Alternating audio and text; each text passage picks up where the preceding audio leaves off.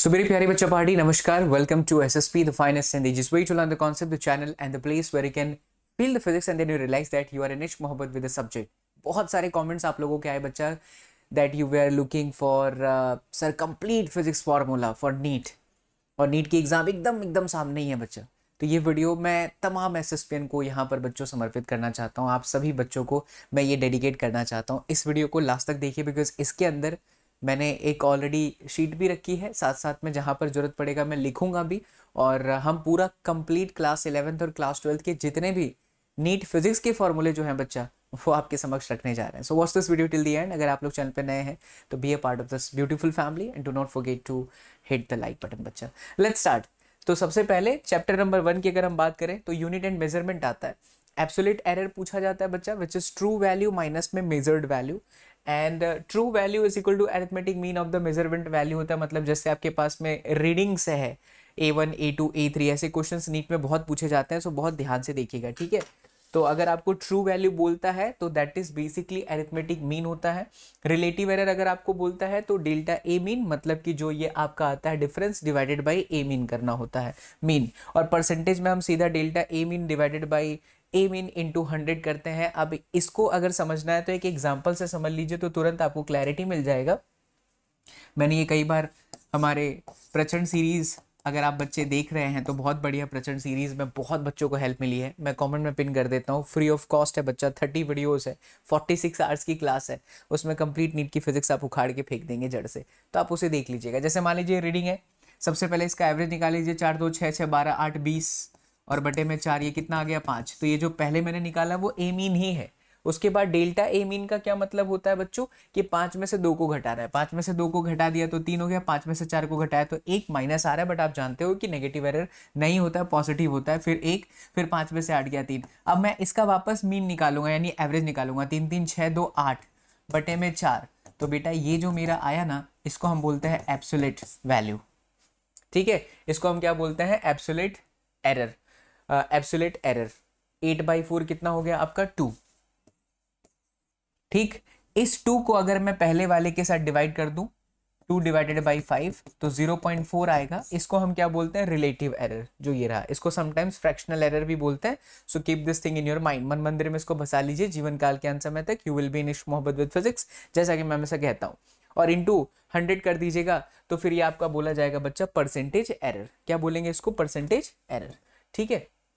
चलिए, कई बार क्या होता है बच्चा, maximum permissible error in the addition and subtraction ऐसा वर्ड आता है नीट के एग्जाम में।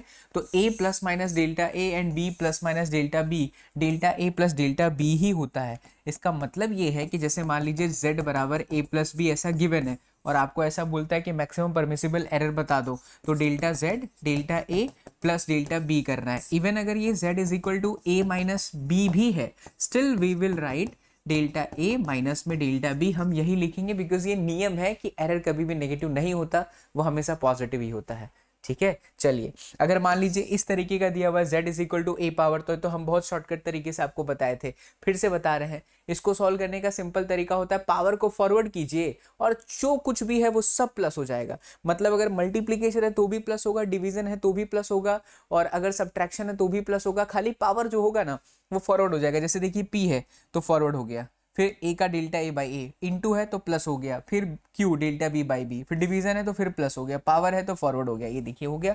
इसी को हम बोलते हैं क्या, फ्रैक्शनल एरर, रिलेटिव एरर।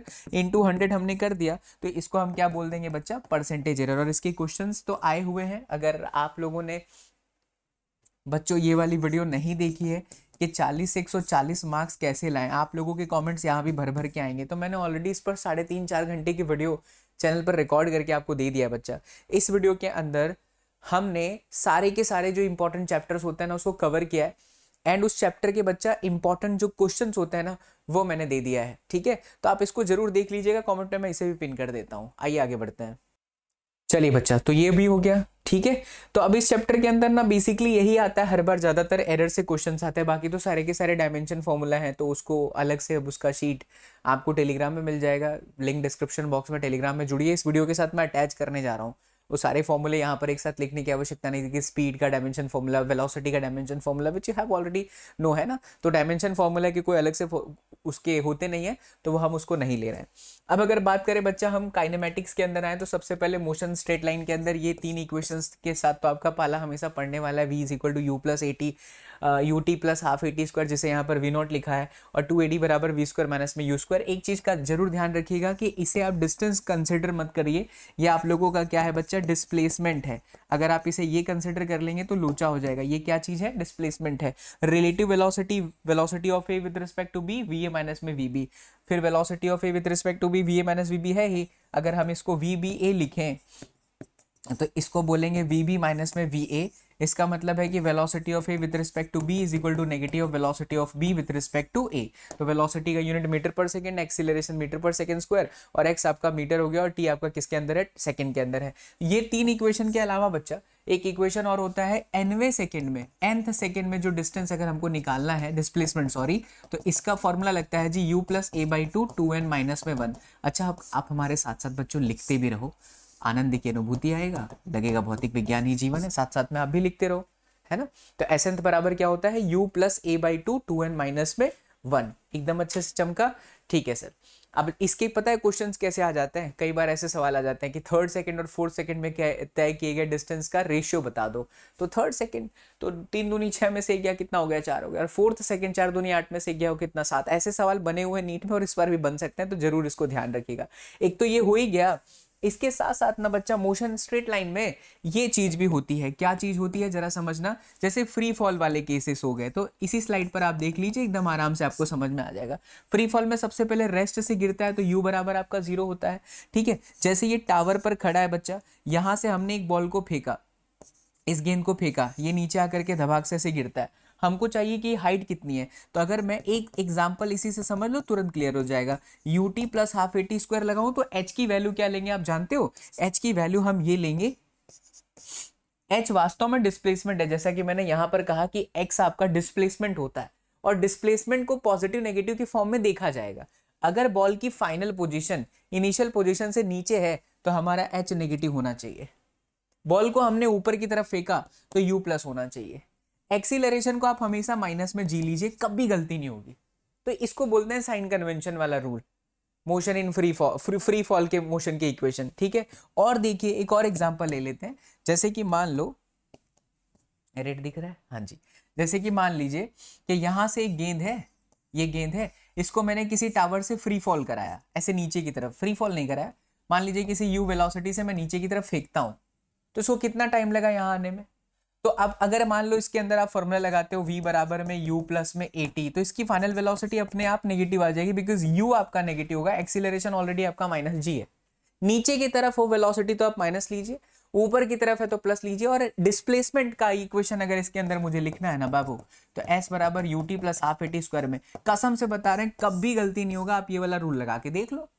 अब देखो बॉल नीचे आया, फाइनल पोजीशन इनिशियल से कहाँ है, नीचे है, इसीलिए s हमारा माइनस होगा, u माइनस होगा और एक्सीलरेशन भी माइनस होगा, तो ऑटोमेटिकली जो तुम्हारा s है वो पॉजिटिव आने ही वाला है, ठीक है। तो ये आपका हो गया मोशन इन स्ट्रेट लाइन के अंदर के इक्वेशंस। अब आइए मोशन इन प्लेन में आते हैं, तो खास करके कुछ वेक्टर के इक्वेशन है, तो अलग से हमने वेक्टर का रखा नहीं है, मोशन इन प्लेन के अंदर ही एड ऑन कर रहे हैं।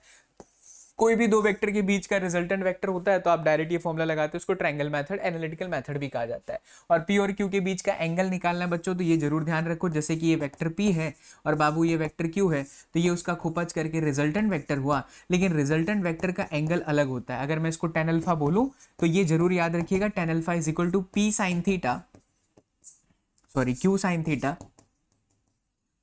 Q sine theta upon Q sine theta upon P plus Q cos theta. अब ये जरूर ध्यान रखिए कि जो अल्फा बन रहा है वो कहां से बन रहा है, ये अल्फा कहां से बन रहा है, ये बहुत इंपॉर्टेंट बात है। अल्फा आपका पी से बन रहा है, तो इधर जो होता है ना नीचे डिनोमिनेटर में, वहीं से एंगल रहेगा, बात ये हमेशा ध्यान रखिएगा।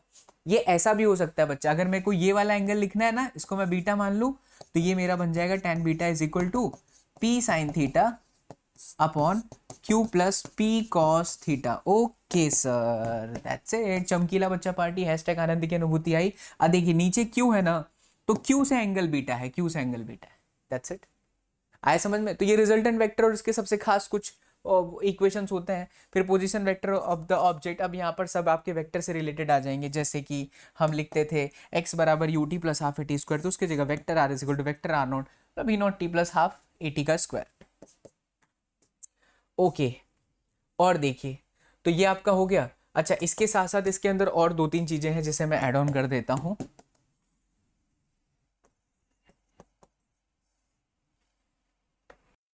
चलिए बच्चा, तो देखिए अब हमारे पास प्रोजेक्टाइल मोशन के एकदम स्पेशल केसेस हैं, स्पेशल फॉर्मूले हैं जो पक्का आपके एग्जाम में इस पर से क्वेश्चंस आते हैं और डायरेक्ट आ जाते हैं। तो देखिए ये सबसे पहले तो दिमाग में बिठा करके रखो, और आपका एग्जाम नज़दीक है तो आपको पता भी होगा कि बच्चा जो हाईएस्ट पॉइंट होता है उस पॉइंट पर ये वाली जो वेलोसिटी जिंदा रहती है और ये कांस्टेंट रहती है, because acceleration in this direction is zero, no change in velocity.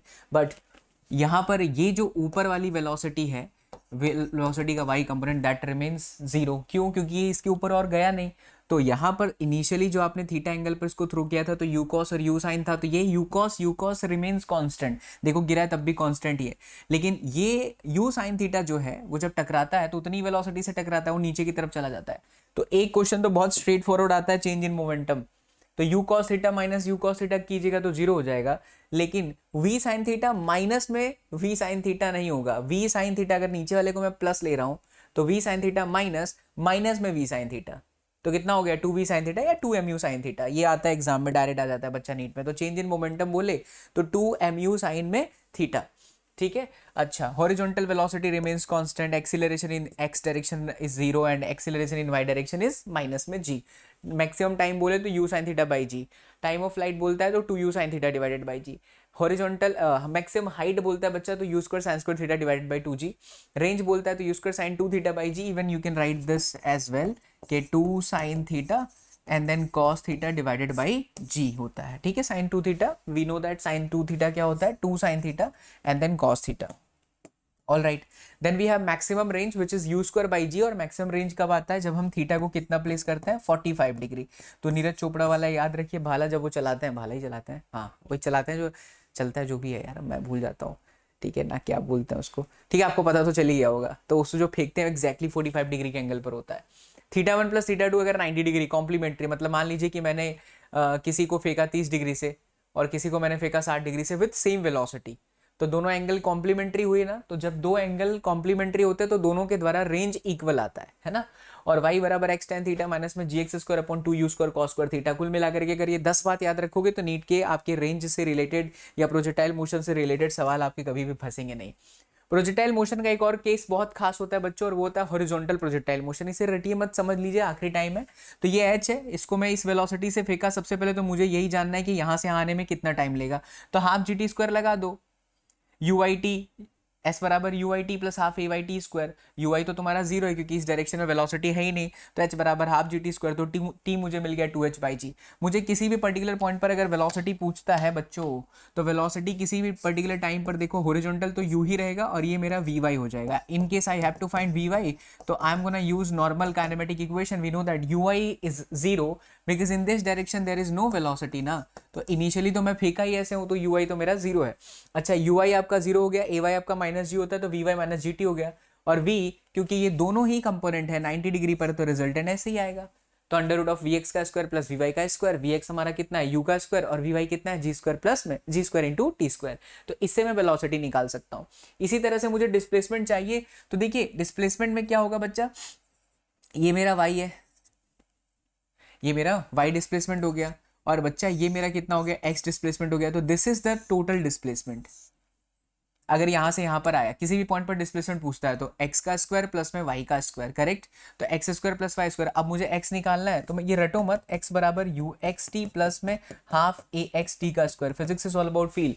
The day will come in your life when you realize that you are in मोहब्बत विद फिजिक्स। अगर आप फील करके पढ़ते हो तो अब सोचो यू एक्स कितना है, यू ए एक्स कितना है जीरो, तो x बराबर आ गया यू स्क्वायर टी स्क्वायर। अच्छा, y कितना होगा, तो y का formula U I T plus half A Y T square. U I zero था और ए वाई कितना है माइनस जी टी स्क्वायर, तो यू आई तुम्हारा हाफ जी टी स्क्वायर हो गया। तो this way you can calculate displacement of the particle, है ना। कुछ भी पूछ सकता है बच्चा, नीट एनटीए आपसे चालाकी दिखाएगा, तो आप भी बच्चा पार्टी, बाबा एसएसपी के बच्चा पार्टी हो, चालाकी दिखाना। आपको सारे फॉर्मूले बता रहा हूं मैं।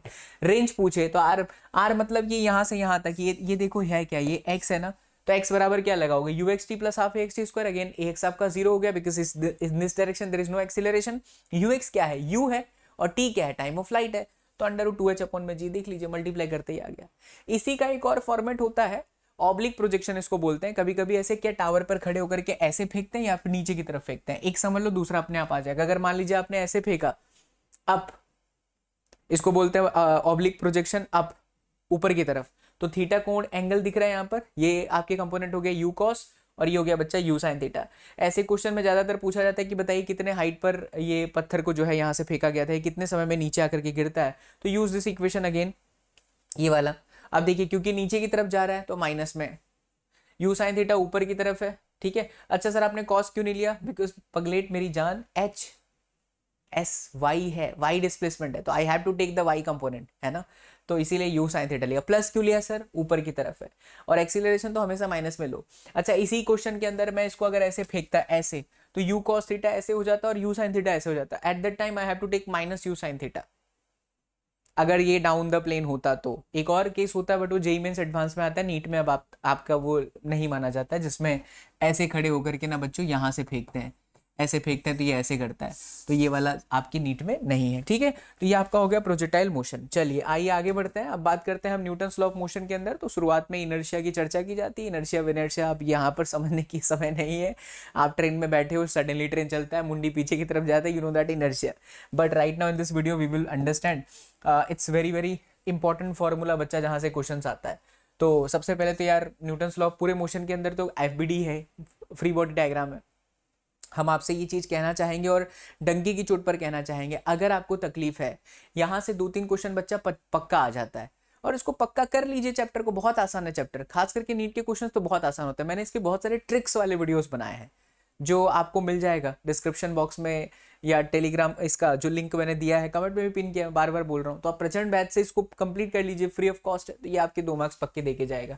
तो F बराबर M, ये कब लगता है बच्चा, ये खास करके तब लगता है जब हम मास को क्या मानते हैं, कांस्टेंट मानते हैं। If your mass is constant then only we are going to use this. In case अगर आपका मास कांस्टेंट नहीं है तो यही फॉर्मूला बच्चों ऐसा होता है, F is equal to we r d m upon में d T.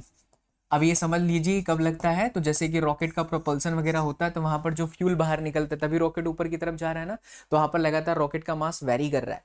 So this is rate of mass and this is relative velocity of existing fuel with respect to the rocket। तो इसको आप जरूर लिख लीजिएगा, and this is applicable when mass is not constant, ठीक है। बाकी फोर्स का यूनिट न्यूटन, मोमेंटम का किलोग्राम मीटर पर सेकेंड, जी की वैल्यू 9.8 मीटर पर सेकेंड स्क्वायर होती ही है।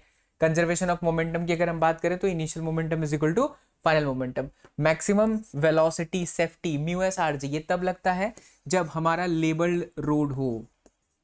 लेबल रोड का क्या मतलब है, लेबल रोड का मतलब है कि सर्कुलर टर्न तो है बट ना उसमें कोई बैंकिंग है, ना ही तो उसके अंदर कोई फ्रिक्शन मौजूद है, ठीक है। नहीं फ्रिक्शन है, बैंकिंग नहीं है, बट थीटा 0 है आप लोगों का, ठीक है ना। And for a motion of car on bank road maximum safety velocity, इसको मैं एक ट्रिक से याद कराता हूँ बच्चा, आप लाइफ टाइम तक नहीं भूलोगे, देख लीजिए।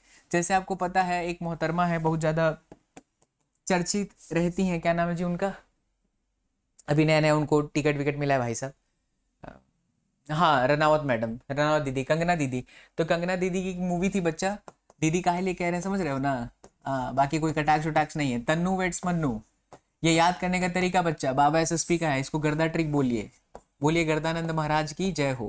तो बाबा एसएसपी हमेशा गर्दा ट्रिक देते हैं बच्चों, एंड सच्ची बता रहा हूँ आप लोगों को प्यार हो जाएगा कि यार ऐसे नए नए तरीकों से बाबा एसएसपी हमें सारे फॉर्मूला याद करवा देते हैं। तन्नू वेट्स मन्नू में यहाँ से मन्नू से मिनिमम समझिए, तो मिनिमम, ठीक है। उसके बाद तन्नू में से देखिए टैन और यू दिख रहा है, तो मैं यहाँ पर लिखूंगा टैन थीटा और फिर यहाँ पे लिख दूंगा म्यू। उसके बाद में बच्चों 1, और यहाँ देखो मिनिमम है ना तो प्लस कर दो, क्योंकि अगर यहाँ मिनिमम है तो नीचे तो ऑटोमेटिकली प्लस आएगा ही, म्यू टैन थीटा। अच्छा यहाँ प्लस हो गया तो यहाँ आप माइनस कर दीजिए, उसके बाद ब्रैकेट में आर जी कर दीजिए और फिर अंडर रूट लगा दीजिए, दैट्स इट। बच्चे यही कंफ्यूज होते हैं, म्यू माइनस टैन थीटा है, टैन थीटा माइनस म्यू, तो आप ऐसे याद रखो तन्नू वेट्स मन्नू, है कि नहीं इंटरेस्टिंग, याद हो गया। अच्छा मिनिमम में ये लगता है भाई साहब, तो मैक्सिमम में क्या लगेगा जी, कुछ नहीं, इसका उल्टा, यहाँ माइनस है तो प्लस कर दीजिए। सो टैन थीटा प्लस में म्यू अपॉन में 1 माइनस में म्यू टैन थीटा, खाली इंटरचेंज करना है, जहां माइनस था वहां मैंने प्लस किया और जहां प्लस था बच्चों वहां पर मैंने माइनस कर दिया। सो ये तन्नू विथ मन्नू, ये दो इक्वेशन हो गए बच्चा सर्कुलर टर्न पे। बट ये कब लगता है, कब लगता है? जब बैंकिंग भी हो और फ्रिक्शन भी हो। अच्छा, बैंकिंग हो बट फ्रिक्शन ना हो, ओनली बैंकिंग, तो ओनली बैंकिंग के लिए tan थीटा जो आपका मैक्सिमम सेफ्टी स्पीड है वो है आपका अंडर रूट में RG tan थीटा।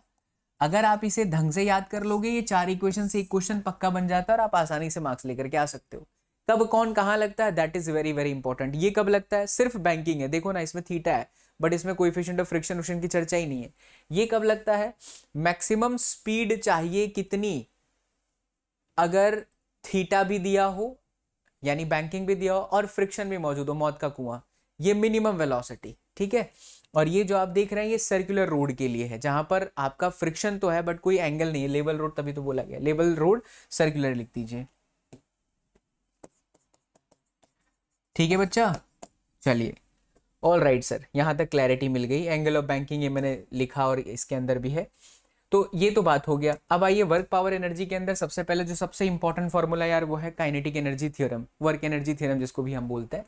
तो W net is equal to k f minus में के आई। लेकिन जरूर यहाँ याद रखिएगा कि work done by all the forces है, सभी फोर्सेस के द्वारा होने वाला जो वर्क डन है ना ये वो है बच्चा, सारे फोर्सेस के थ्रू होने वाला वर्क डन है वो है। अच्छा, F is equal to minus में D U by D X relation है, पोटेंशियल एनर्जी उसके बीच में रिलेशन है। पावर का जो फॉर्मूला होता है वर्क अपॉन टाइम होता है और ये आपका इंस्टेंटेनियस है, एवरेज में आप डेल्टा जरूर लगा दीजिएगा, ठीक है। एक और फॉर्मूला होता है पावर का एफ डॉट में वी यानी कि F dot D are upon में डी टी, राइट। तो ये तो आपके वर्क के कुछ खास फॉर्मूला है। इसके अलावा एक और चीज होता है कि अगर मान लीजिए वेरिएबल फोर्स है, क्या चीज दिया है? Variable force. तो वेरिएबल फोर्स के लिए f is equal to work done is equal to integration f d x लगता है। याद आ रहा है ना, ऐसे क्वेश्चन हम लोगों ने क्लास में बहुत प्रैक्टिस किया हुआ है। तो वेरिएबल फोर्स के लिए बच्चा आप ये फॉर्मूला लगाते हो, ओके। तो आइए नेक्स्ट स्लाइड पर भी, यहाँ पर भी हमने वही चीज रखी है, W is equal to f dot s, dot हटाते हो तो फिर एफ एस कॉस थीटा आ जाता है, जहां पर theta is basically the angle between force and displacement. Work done by the multiple forces, बहुत सारे फोर्सेस तो सबका एडिशन करके फिर डिस्प्लेसमेंट निकालिएगा। वेरिएबल फोर्स जैसा कि मैंने बोला डी हटाओगे तो इंटीग्रेशन आ जाएगा। मोमेंटम और काइनेटिक एनर्जी के बीच में रिलेशन के बराबर p square by 2m and then p is equal to under root 2m के। इस पर से कई सारे सवाल ऐसे पूछे कि अगर काइनेटिक एनर्जी को 4 गुना बढ़ा दो तो मोमेंटम कितना होगा। सो सी अगर आप इसको 4 टाइम्स करते हो तो it is under root 4k, और अंडर रूट 4k रूट से बाहर जाएगा बेटा तो कितना हो जाएगा? 2 टाइम्स हो जाएगा, यस। चलिए तो ये क्लियर हो गया। और देखिए पोटेंशियल एनर्जी की अगर हम बात करें तो U is equal to minus में infinity to R F dot D R, और यही जो चेंज इन पोटेंशियल एनर्जी होता है वो वर्क डन के बराबर होता है। इसको और अच्छे से अगर याद रखना है तो work done externally is equal to change in potential energy is equal to UF minus में UI। बट अगर आप ऐसा भी लिखना चाहें कि कंजर्वेटिव के द्वारा कितना होगा तो माइनस में डेल्टा ऑफ U। एक क्वेश्चन यहीं पर पूछता हूं बच्चा, देखते हैं इस वीडियो के इस पॉइंट तक कौन पहुंचा है और उसका करेक्ट जवाब दे पाता है कि नहीं। अगर मैं कहता हूं कि पोटेंशियल एनर्जी सिस्टम की बढ़ रही है, पोटेंशियल एनर्जी अगर सिस्टम की बढ़ रही है, जाहिर सी बात है काइनेटिक एनर्जी घट रही है, बट वो आसान सा सवाल है। मैं ये पूछना चाहता हूं कि अगर सिस्टम की पोटेंशियल एनर्जी बढ़ती है तो वर्क डन अगेंस्ट कंजर्वेटिव हो रहा है या वर्क डन एक्सटर्नली हो रहा है। वर्क डन अगेंस्ट कंजर्वेटिव मतलब एक तरह से वर्क डन एक्सटर्नली हुआ। मेरा प्रश्न एक बार फिर से सुनिए और उसका आंसर कमेंट में दीजिए। If potential energy of the system is increasing, बढ़ रहा है, तो क्या सही है?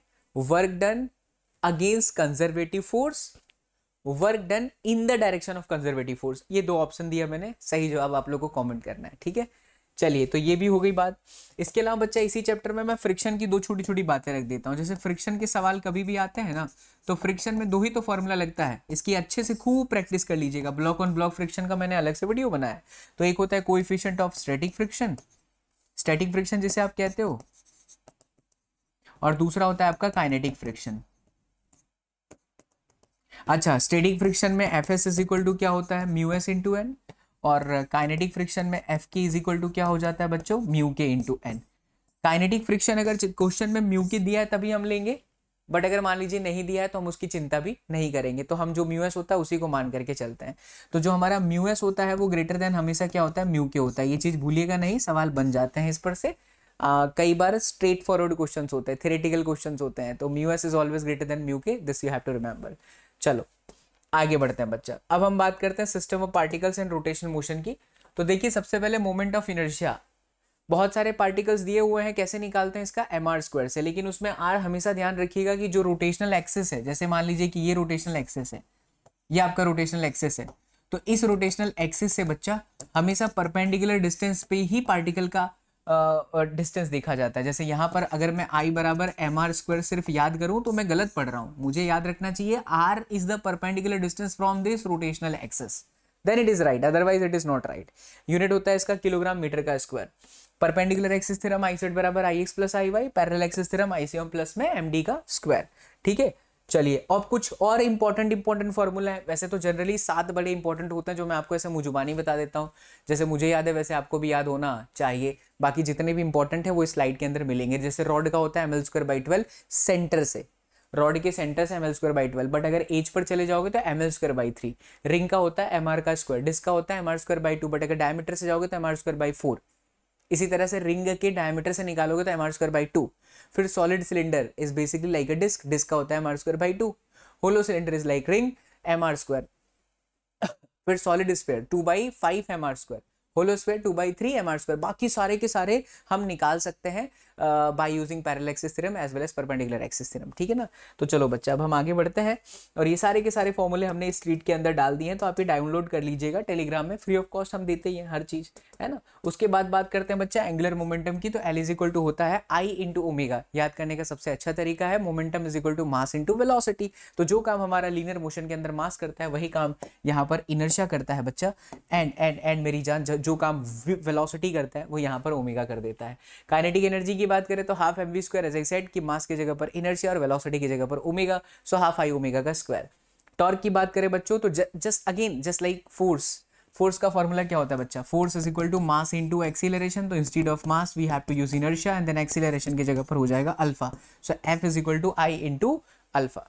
वहीं बात करें हम कंजर्वेशन ऑफ एंगुलर मोमेंटम की तो I one omega 1 is equal to I two omega 2, that's it.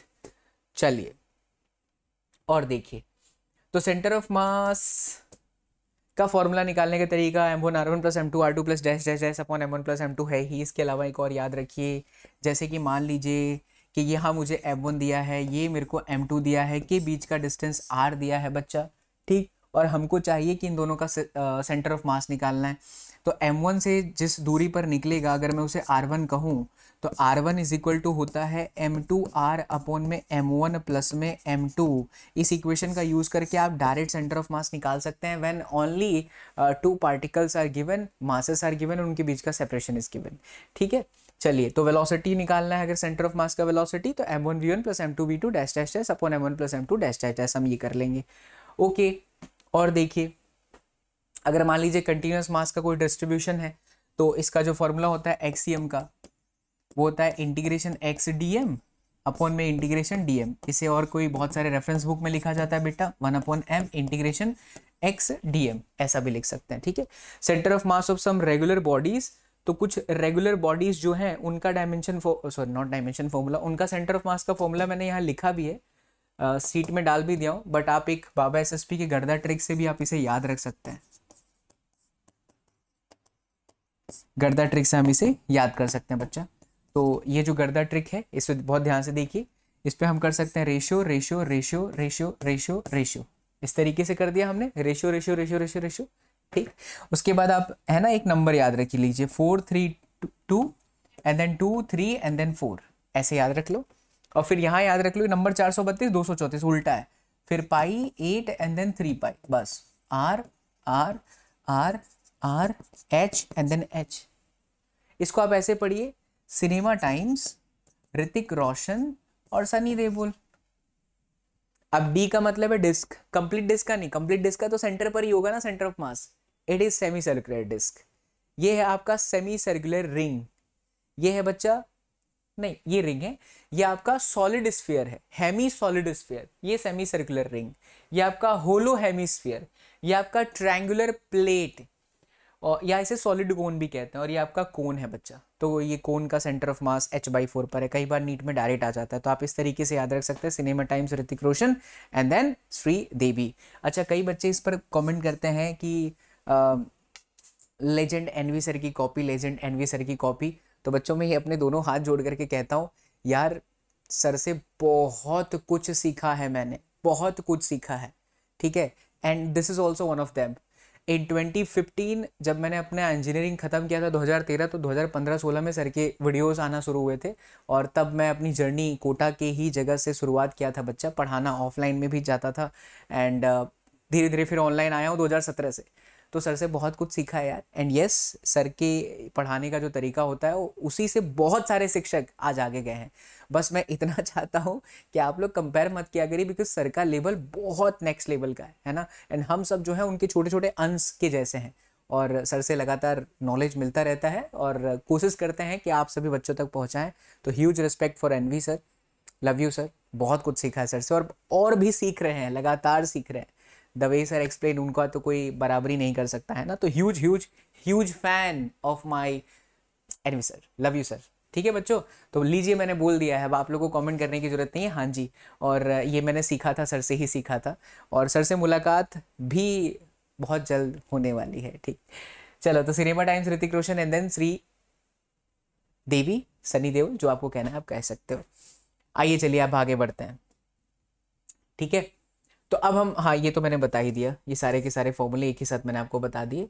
हाँ जी, system of particles and rotational motion में ही यहीं पर कोलिजन की भी चर्चा कर ले, तो इसका भी याद करने का एक बहुत बेजोड़ तरीका बताता हूँ। जैसे अभी बच्चे ये देखते हैं तो बच्चों के प्राण तो पक्का निकल जाते हैं, अभी यार कैसे इसको याद रखें, ये क्या चीज़ है। तो मैं इसको याद करने का एक सरल तरीका बताता हूँ। तो आप ये बाबा एसएसपी का वापस गर्दा ट्रिक याद रख लीजिए बच्चा, बोलिए गर्दानंद महाराज की जय हो। अच्छा sir, why you are saying this गर्दा ट्रिक? गर्दा, गर्दा जैसे बोलते हैं ना उत्तर प्रदेश में, गर्दा उड़ा देंगे, वैसा है बच्चा ये गर्दा ट्रिक, ठीक है। समझिएगा बहुत ध्यान से, बहुत इंटरेस्टिंग है, कभी जीवन में आप नहीं भूलेंगे, ये मेरी गारंटी है। बस आप ध्यान से हमको सुन लीजिए। सबसे पहले तो कोलिजन को ऐसे याद करो कि जो कोलिजन होता है यार, वो दो तरह का होता है, ठीक है। ऐसे याद करो बच्चा, एक होता है इलास्टिक कोलिजन और एक होता है इन इलास्टिक कोलिजन। तो इलास्टिक कोलिजन में पहले वर्ड से समझना, इलास्टिक कोलिजन में और इन इलास्टिक कोलिजन में क्या डिफरेंस है। दोनों में कंजर्वेशन ऑफ मोमेंटम एप्लीकेबल है, कंजर्वेशन ऑफ मोमेंटम बिल्कुल एप्लीकेबल है, यानी initial momentum is equal to final momentum होगा। लेकिन यहां पर conservation of kinetic energy applicable है मोमेंटम के साथ साथ, बट यहां पर conservation of kinetic energy applicable नहीं है, ठीक। इलास्टिक में देखो ई के बाद एल आ रहा है, और आपको देखो एल जो है एक के जैसा दिखता है। तो याद करने का सरल तरीका है कि इसका जो ई होता है वो एक के बराबर होता है ना। What is the meaning of E? It is restitution of coefficient, आप जानते हो, फॉर्मूले का रिवीजन चल रहा है। लेकिन यहाँ जो बच्चा होता है वो ई की वैल्यू जो होती है ना 0 और 1 के बीच में होती है, ठीक है। अगर हम डायरेक्टली ई बराबर 0 मान लें तो इसको बोलते हैं perfectly inelastic body, perfectly inelastic collision, not body, inelastic collision. और इस सिचुएशन में क्या होता है ना, एक बॉडी दूसरे बॉडी के साथ स्टिक हो जाता है। तो शुरू में जो भी वेलोसिटी थी, दूसरे बॉडी की जो भी वेलोसिटी, जैसे कार चल रहा है, ट्रक चल रहा था, कार आया जप करके ट्रक में घुस गया। अब इतना खतरनाक घुसा है कि ट्रक और कार ससुरा साथ में चल रहा है। जैसे यहाँ से एक लकड़ी एक लटकाया गया ब्लॉक, आपने यहाँ से बुलेट का ट्रिगर जो है दबाया, गन का बुलेट बोल रहा हूँ, गन का ट्रिगर दबाया, ढिचकियां, गोली निकली और इस बुलेट में घुस गई, तो दोनों का वेलोसिटी सेम हो गया। तो उन सिचुएशन में ई आपका 0 होता है। अच्छा, ई का जो फॉर्मूला होता है वो क्या होता है, तो velocity of separation upon approach, Sachin sir से याद रख सकते हो, ESA। सेपरेशन में हो जाएगा V2 माइनस में V1 अपॉन में U1 माइनस में U2। इसका मॉड लेते हैं बच्चा। तो देखिए, अगर मैं पीपी गाड़ी चल रही है, अगर मैं V2 E को 0 करना चाहता हूं तो मेरा V2 इक्वल्स टू V1 होना चाहिए, मतलब दोनों वेलोसिटी साथ में हो जाएगा, तभी E बराबर 0 होगा। वो परफेक्टली इनइलास्टिक कोलिजन है, प्लास्टिक कोलिजन भी इसे कहा जाता है। बट नॉर्मल इनइलास्टिक कोलिजन के लिए E की वैल्यू 0 और 1 के बीच में दी जाती है, इनकी वैल्यू गिवन होती है। अच्छा, अब मान लीजिए कि हमारे पास में एक मटेरियल है A, दूसरा मटेरियल है B, मतलब बॉल समझ लो, और इनकी शुरुआत की जो वेलोसिटी है u1 है और इसकी वेलोसिटी u2 है। टक्कर के पहले की वेलोसिटी है, आई डोंट नो मैंने वेक्टर क्यों कर दिया, उसका मतलब नहीं है, अच्छा वेलोसिटी बोला इसलिए। लेकिन टक्कर के बाद a और b की जो वेलोसिटी है, इसका मास m1 था, इसका मास m2 है। फूटा नहीं है, रजनीकांत नहीं है ये, है ना, हमारे रजनीकांत सर जैसा नहीं हो सकता कि फूट जाए। रजनीकांत सर वैसे मारेंगे तो 6 टुकड़ा हो ही जाएगा इसका, क्या बोलते हो यार। ठीक, तो ये जो वेलोसिटी है वो आपका v1 है, ये जो आपकी वेलोसिटी है v2 है, टक्कर के बाद की वेलोसिटी है। अब अगर मैं बात करूं कि ये इलास्टिक कोलिजन है, क्वेश्चन देखा आपने, क्वेश्चन के अंदर बोला है इलास्टिक कोलिजन है, तो टक्कर के बाद a की वेलोसिटी बताओ। तो नीचे पहले आप डिनोमिनेटर में m1 प्लस m2 लिख ही दीजिए, ऐसे लिख दीजिए बच्चा m1 प्लस में m2, ठीक है, लिख दिया आपने m1 प्लस m2। उसके बाद देखो क्या करना है, उसके बाद बच्चा आपको पता है ऐसे ये स्टेटमेंट बना लो। अब ये स्टेटमेंट बनाने से ये चीज़ आसान हो जाती है, तो इसलिए हमने ये बना दिया, आपके लिए भी ये चीज़ बड़ी काम की चीज़ है। दो लोगों के बीच में हमेशा पहले प्यार होता है, तो दो लोगों के बीच में हमेशा पहले प्यार होता है, ये दो लोग हैं मान लो, तो 2m2u2। अच्छा, ज़्यादा दिन तक प्यार तो टिकता नहीं है, कलयुग चल रहा है ना महाराज। तो जब दो लोगों के बीच में प्यार मोहब्बत हो गया, बाद में पहला वाला बोले भाग, हमको तेरे साथ नहीं रहना है, तो अब यहाँ पर पहले m1 दिख रहा है, तो m1 माइनस में m2 कर दीजिए, यहाँ u2 था तो यहाँ पर u1 कर दीजिए, अलग हो गए। दो लोगों के बीच में प्यार था, चिपक गए, अरे मतलब साथ में रह रहे, तुम्हारा कोई भरोसा नहीं। उसके बाद ये जो है अलग हो जाएगा बच्चा, तो m1 माइनस में m2 एंड देन u1 कर दिया। अब v2 अगर मुझे लिखना है v2, तो नीचे हो जाएगा जी m1 प्लस m2, तो लिख ही दीजिए m1 प्लस m2, ठीक है। अगेन दो लोगों के बीच में प्यार है, अब देखो यहाँ पर 1 था तो 2 आ रहा था, तो यहाँ पर 2m1 u1 कर दो, और फिर m2 माइनस में m1 and then u2। This is the best way to remember this kind of formula, and this is for elastic collision, that's why E is equal to 1। अगर यही inelastic collision होता तो E की कुछ ना कुछ value होती, तो बस 2 के जगह पर 1 प्लस E लिख दीजिए, और जहां पर माइनस है वहां पर E अटैच कर दीजिए। देखिए ये रहा फॉर्मूला, है ना, यहाँ देखिए 2 था, 2 था कि नहीं, तो यहाँ पर 1 प्लस E आ गया, राइट। तो ये आपका हो गया फॉर्मूला बच्चा। अच्छा, इसी में लॉस इन काइनेटिक एनर्जी अगर आपको बोल दे, और खास करके तब जब वो इन इलास्टिक कोलिजन हो, बिकॉज इलास्टिक कोलिजन में तो कंजर्वेशन ऑफ काइनेटिक एनर्जी हो जा रही है, मतलब शुरुआत की काइनेटिक एनर्जी और बाद की काइनेटिक एनर्जी दोनों सेम है, तो there is no loss of kinetic energy. But इसके अंदर होगा, किसके अंदर होगा, इन इलास्टिक कोलिजन के अंदर। तो इसका निकालने का फॉर्मूला है 1/2 m1 m2 m1 plus m2 u1 minus u2 का whole square and then 1 minus e square. Very very important, direct आप इस इक्वेशन का डायरेक्ट यूज करके आप अपने एग्जाम के अंदर इसको सॉल्व कर सकते हैं और फट से 4 मार्क्स ग्रैब कर सकते हैं बच्चा, ठीक है। चलिए आ जाइए, एक और चीज होती है, वैसे वो मैं लिख नहीं रहा हूँ, वो सिंपल है, आप समझ ही गए होंगे कौन सा वाला, ऑब्लिक कोलिजन। ऑब्लिक कोलिजन का केस लिख ही देता हूँ, चलो ना, पूरा ही कर रहे हैं तो फिर इसको क्या ही है। तो बच्चा m1 मास था, u1 वेलोसिटी थी, दूसरा m2 है, ये रेस्ट पर है, तो u2 आपका 0 है। टक्कर के बाद ना m1 यहाँ आ गया और बच्चा m2 यहाँ आ गया, ठीक है। इनके एंगल्स दे रखे हैं, ये एंगल θ1 है, तो ये आपका हुआ u1 cos में θ1, और ये आपका हो जाएगा u1 sin θ1। ये आपका है u2 cos θ2, और ये हो जाएगा आपका u2 sin θ2। तो ऐसे सिचुएशन में हम सबसे पहले x डायरेक्शन में कंजर्वेशन ऑफ मोमेंटम लगाएंगे। तो x डायरेक्शन में ये मोमेंटम तो है, बिकॉज ये ऐसे चल रहा है, ये ऐसे चल रहा है, so we will write m1 u1 plus ये वाला तो 0 था। अब मैं x की बात कर रहा हूं तो I have to take only this one, so ये हुआ m1 u1 cos θ1 प्लस में m2 u2 cos θ2, just like टक्कर के पहले का मोमेंटम एंड टक्कर के बाद का मोमेंटम कंजर्वेशन। इसी तरह से अगर मैं y डायरेक्शन में लिखूं, this is for x direction, तो बेटा y डायरेक्शन में तो है ही नहीं कुछ भी, ये शुरू में y डायरेक्शन है क्या, ये तो x डायरेक्शन है ना, तो initial momentum in y direction is 0, और final momentum in y direction we have see m1 u1 sin θ1,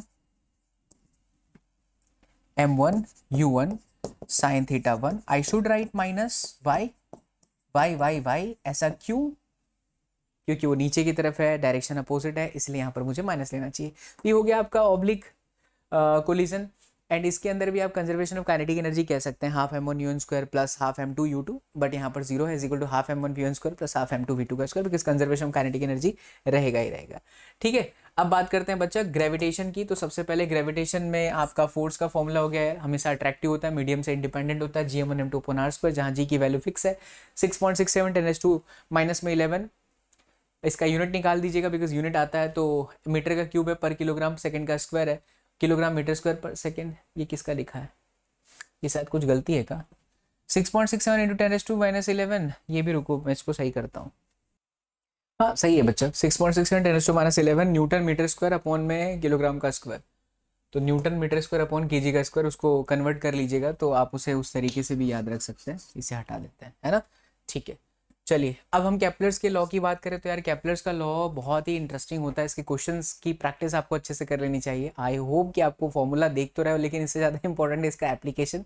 इसलिए हमारी वो वीडियो जरूर देखिएगा जिसमें हम 40-140 पर जा रहे हैं। उसमें I have taken lot of problems based on this gravitation law. तो dA/dt = L/2m, ये आपका पहला नहीं सेकंड वाला लॉ है। थर्ड लॉ कहता है T² प्रोपोर्शनल टू r का क्यूब। फर्स्ट लॉ में एक और चीज़ ध्यान रखिएगा कि सारे के सारे जो सैटेलाइट होते हैं या जो आकाश में यार तुम्हारे अलग अलग ग्रह हो गए, प्लैनेट्स हो गए, तो सन एक सेंटर पर होता है। वैसे इसके दो फोकस होते हैं, S1 और S2। और जब भी ये इस तरीके से चलता होता है किसी भी एक पर्टिकुलर टाइम पर, जैसे मान लो कि प्लैनेट यहाँ पर पहुंचा, तो प्लैनेट का इस सन से डिस्टेंस और ये वाला डिस्टेंस हमेशा सेम होता है, कांस्टेंट होता है, दोनों का सम हमेशा कांस्टेंट होता है, जरूर याद रखिएगा। तो जो फर्स्ट लॉ है उसके क्वेश्चन ऐसे बन सकते हैं कि अगर मान लो कि प्लैनेट यहाँ पर पहुंचा, ठीक है, तो PS1 + PS2 is always constant. ये हमेशा ध्यान रखिएगा। अगर यहाँ पर है तो PS1 + PS2 is always constant, वो हमेशा डिस्टेंस इक्वल होता है। तो ये आपका हो गया first law, second law and then third law.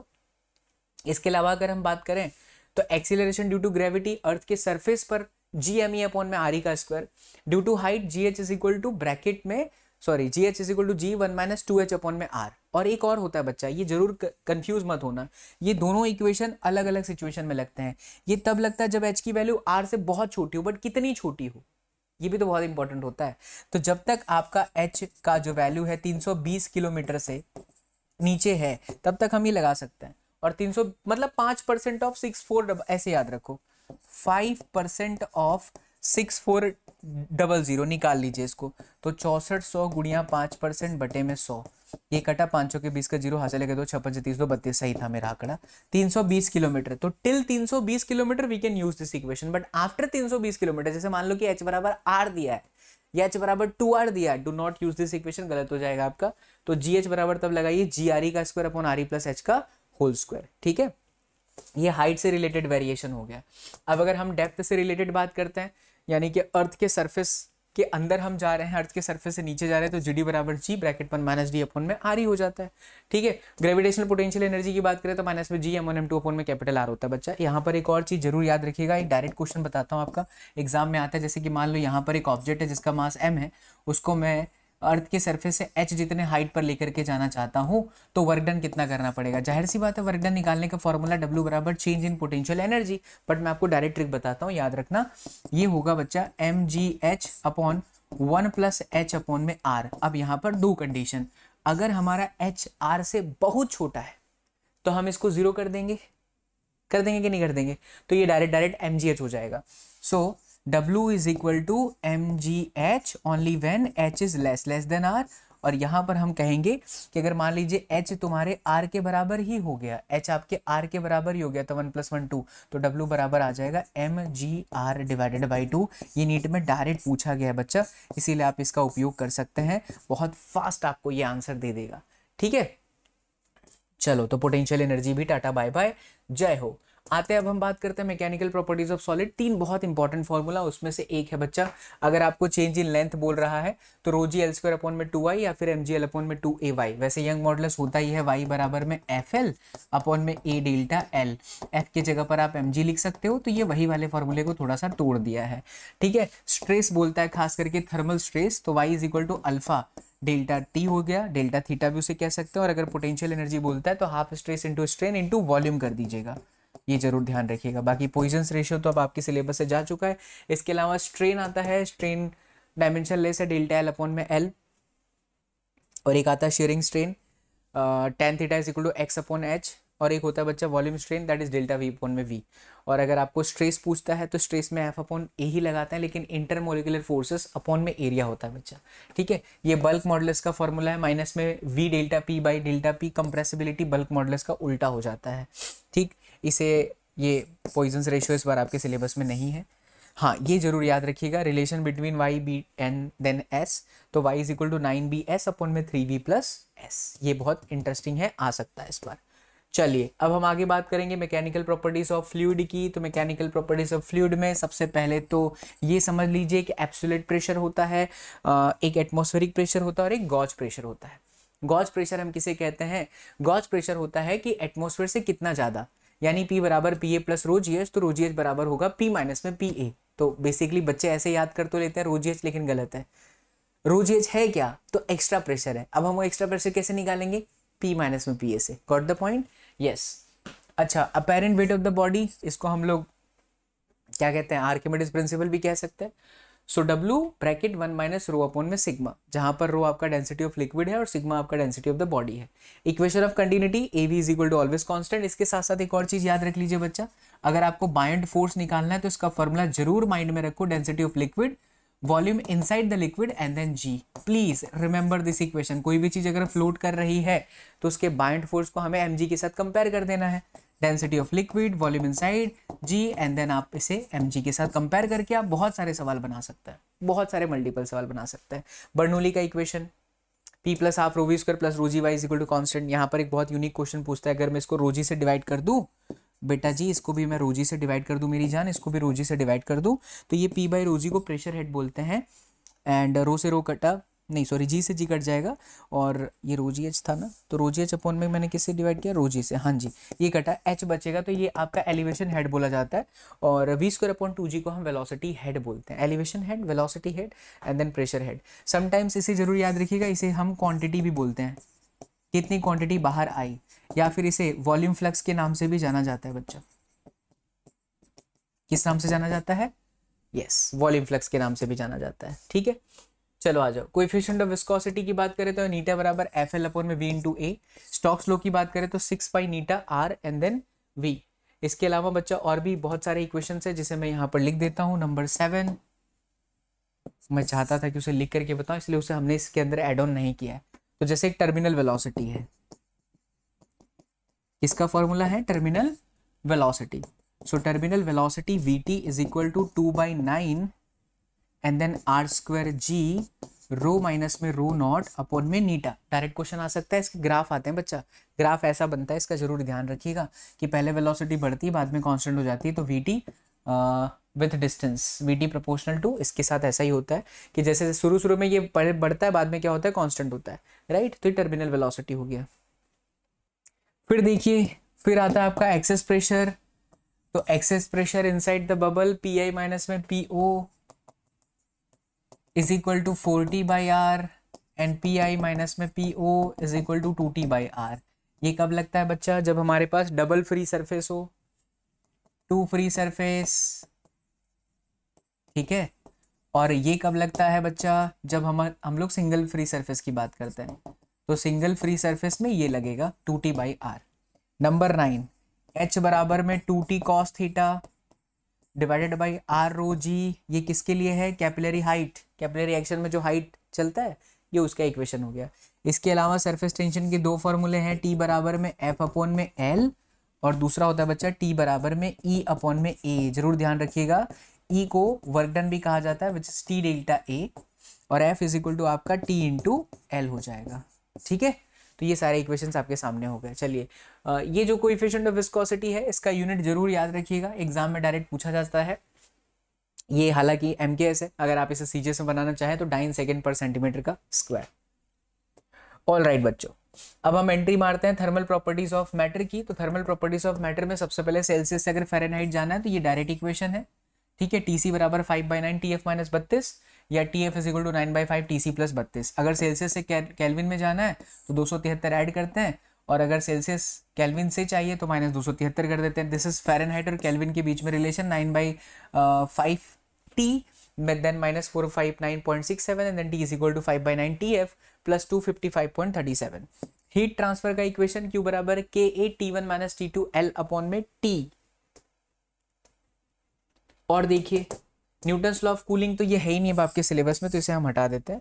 हाँ जी, और चीज देख लीजिए, जैसे एक होता है लीनियर एक्सपांशन, एक होता है सरफेशियल एक्सपांशन और एक होता है वॉल्यूम एक्सपांशन। तीनों को हम लिख लेते हैं यहाँ पर एक साथ। थर्मल एक्सपांशन 3 तरह का होता है। एक होता है आपका लीनियर एक्सपांशन, लीनियर एक्सपांशन का फॉर्मूला डेल्टा एल बराबर L alpha delta T.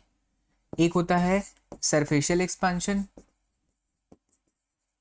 Delta A is equal to beta A delta T. और एक होता है बच्चा आपका वॉल्यूम एक्सपांशन, मतलब कि किसी सॉलिड के अंदर 3 तरह से हीट की वजह से एक्सपांशन हो सकता है, लीनियर वाइज, एरिया वाइज और volume wise. So delta v is equal to gamma v and then delta t. अच्छा, अल्फा को कहते हैं coefficient of linear expansion, beta को कहते हैं कोएफिशिएंट ऑफ सरफेस एक्सपांशन और गामा को कहते हैं coefficient of volume expansion, right. Alpha, beta और गामा में जो रिलेशन होता है वो ये रहता है 1:2:3, अर्थात बीटा जो है बच्चों वो अल्फा का डबल है और गामा जो है यहाँ से देख के पता चल रहा है वो 3 टाइम्स है। इसे आप अपने कहाँ बसा लो, वन मंदिर में बसा लो। एक और चीज बच्चा नीट में आ सकता है, उसे मैं डायरेक्ट यहाँ पर लिख करके एक्सप्लेन कर रहा हूँ। Gamma is equal to 3 alpha तो है ही। थर्मल एक्सपेंशन इन लिक्विड, जब भी हम किसी लिक्विड को किसी कंटेनर पे रखते हैं और हम ऑब्जर्व कर रहे हैं कि लिक्विड का कितना एक्सपांशन हो रहा है after giving some heat to that liquid, what happens is कि कंटेनर भी थोड़ा बहुत एक्सपैंड होता है। यानी अगर इसके कोएफिशिएंट ऑफ वॉल्यूम एक्सपांशन की बात करें इन रियलिटी तो जो मुझे दिख रहा है वो तो अपेरेंट है, प्लस इसके साथ साथ कंटेनर यानी वेसल का भी तो इंक्रीज हो रहा है ना। हाँ, तो जो डेल्टा वी अपेरेंट है लिक्विड के अंदर, मतलब कि जो मुझे लग रहा है चेंज इन वॉल्यूम, तो चेंज इन वॉल्यूम का फॉर्मूला उठाया, ये रहा गामा वी डेल्टा टी। बस गामा की जगह गामा अपेरेंट आ जाएगा, V and then delta T. This is original volume, ये आपका ओरिजिनल एरिया है और ये आपका ओरिजिनल लेंथ है। ये बात समझ में आ गया? ठीक है, चलो सर एक बार फिर से, ये क्या है? ओरिजिनल वॉल्यूम है। ये क्या है बच्चा? आपका ओरिजिनल लेंथ है। और ये आपका क्या है? ओरिजिनल एरिया है। क्लियर? That's it. अच्छे से समझ में आया सर, धन्यवाद। वाह वाह, आनंद की अनुभूति आई, लगा भौतिक विज्ञान ही जीवन है। अब एक और चीज समझो यहाँ पे कि ये कहाँ से आया? इस इक्वेशन से आया। तो गामा रियलिटी यानी कि जो रियल में मुझे दिख रहा है that is apparent and container यानी कि वेसल का सम है। तो अगर मैं गामा ए कर दूं तो gamma apparent is equal to gamma R minus में gamma V, gamma R minus में gamma V. This is real and this is vessel का। अच्छा, इस पर से कैसे क्वेश्चन आते हैं जानते हो? अगर डेल्टा वी अपेरेंट पॉजिटिव आ जाए, पॉजिटिव कब आएगा बच्चा? जब मेरा gamma R greater than gamma V होगा, तभी तो ये पॉजिटिव आएगा। ये बड़ा होगा, ये छोटा होगा, तभी ये पॉजिटिव आएगा। इसका मतलब है कि पानी जो है भर चुका है, इस कंटेनर से बाहर आने के चांसेस है, तो लेवल राइज होता है। ये जो लेवल है ना, ये बढ़ता है।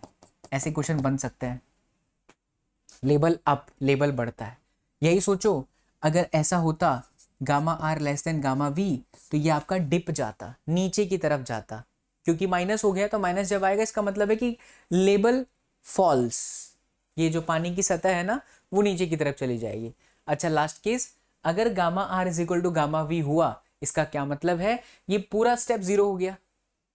तो डेल्टा वी अपेरेंट क्या होगा? Is equal to 0। मतलब अपेरेंटली मतलब कि जो मुझे लग रहा है, मतलब लेवल रिमेन सेम, ना ये ऊपर जा रहा है ना ही तो ये नीचे जा रहा है। तो इस तरीके के एप्लीकेशंस आपके फिजिक्स में आते हैं। तो this is all about thermal expansion.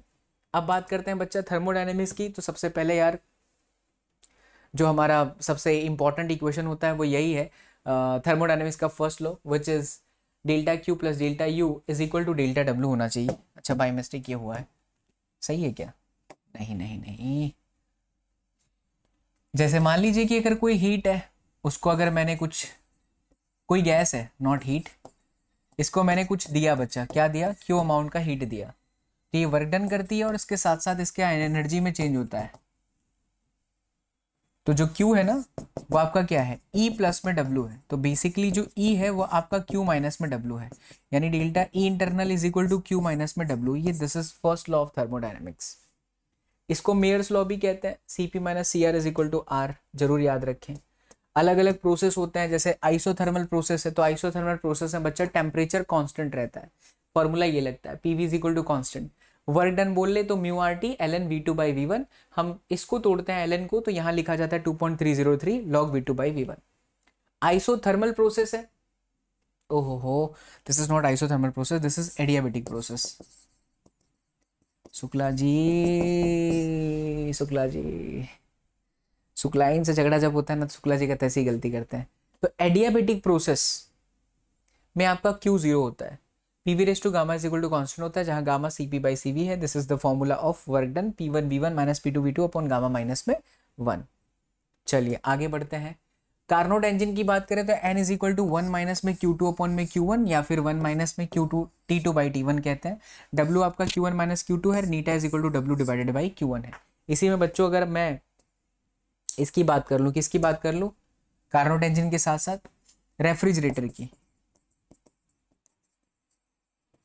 तो रेफ्रिजरेटर में आपका कोएफिशिएंट ऑफ परफॉर्मेंस होता है बीटा, और इसका जो फॉर्मूला होता है ना वो Q2 अपॉन में W होता है। Q2 absorbed heat from the coolant, हाँ ये जरूर ध्यान रखिएगा, अपॉन W आपका होगा Q1 माइनस में Q2। ठीक है, चलिए चलिए बच्चा नेक्स्ट देखते हैं kinetic theory of the gases. तो kinetic theory of the gases में ideal gas equation PV is equal to nRT, mu भी से रिप्रेजेंट कर सकते हो आप, म्यू को अलग अलग तोड़ सकते हो आप। म्यू को आप एक बार n अपॉन Na कर दीजिए और एक बार आप m अपॉन m नॉट करेंगे, तो इसके अलग अलग दो इक्वेशंस और बन जाते हैं। फिर pressure due to gas on container का फॉर्मूला आता है 1/3 m इंटू कैपिटल M। ये एक जो है मास है बच्चा, और ये पूरे गैस का मास है, अपॉन में v and then average v का स्क्वायर। तो RMS वेलोसिटी जो होता है वो √3 kBT अपॉन में m है। इसके अलावा अगर आपको एवरेज वेलोसिटी बोलता है तो √8 kBT अपॉन में पाई m है, और मोस्ट प्रोबेबल स्पीड अगर आपको बोलता है तो √2 kBT डिवाइडेड बाई m है। सब इंपॉर्टेंट पॉइंट्स में आ जाइए, जैसे कि आपका डिग्रीज ऑफ फ्रीडम निकालने के लिए आता है, खास करके इंटरनल एनर्जी निकालने को आता है। तो मोनो एटॉमिक के लिए बच्चा डिग्रीज ऑफ फ्रीडम 3 होता है, CP की वैल्यू 5r/2 होती है, CV आपका 3r/2 होता है, और गामा दोनों का रेशियो लेंगे तो 5/3 होगा। एक याद रखोगे बाकी सब याद हो जाएगा। इसी तरह से डायटोमिक के लिए 5, लीनियर मॉलिक्यूल के लिए 7 होता है, ट्राइएटॉमिक है, और अगर नॉन लीनियर मॉलिक्यूल ट्राइएटॉमिक है तो ये आपका 6 हो जाता है। अकॉर्डिंगली आप गामा CP अपॉन CV करके निकाल सकते हैं। ठीक है, चलिए अब हम बात करते हैं ऑसिलेशन का बच्चा। तो ऑसिलेशन में सबसे पहले तो डिस्प्लेसमेंट का इक्वेशन x बराबर में a sine omega T plus में फाई, या फिर कॉस ओमेगा टी प्लस में फाई भी कह सकते हैं बच्चा। और ये आपका वेलोसिटी का इक्वेशन है which is a omega cos omega T and then v is equal to omega under root of a square minus में x का स्क्वायर।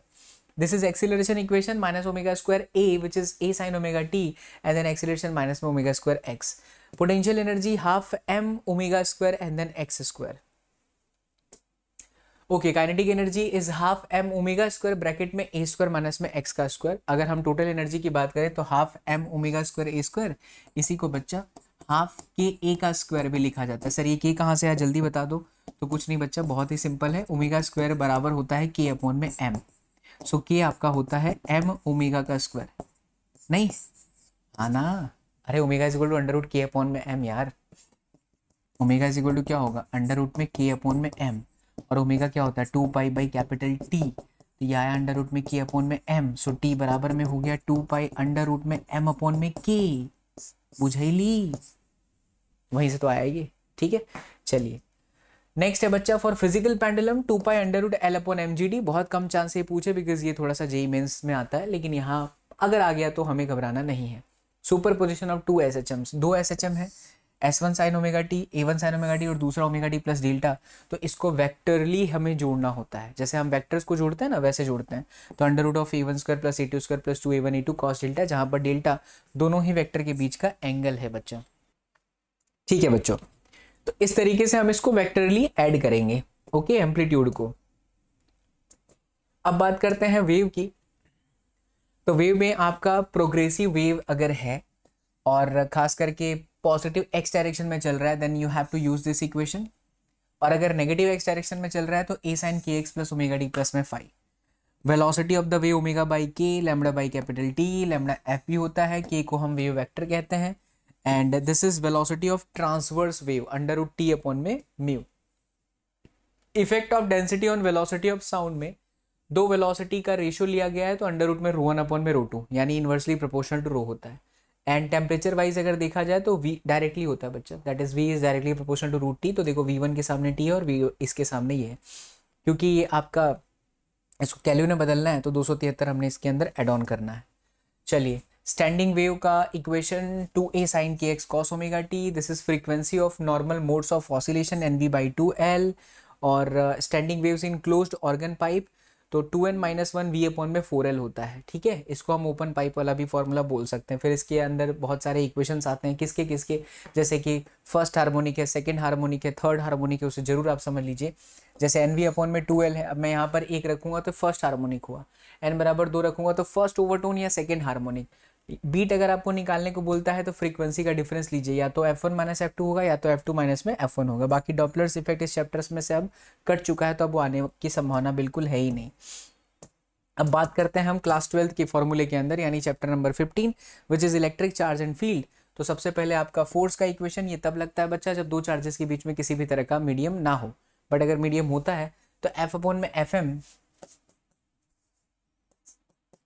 में Fm is equal to epsilon upon epsilon naught is equal to epsilon R is equal to capital K। This is electric potential energy of the system of the two charges.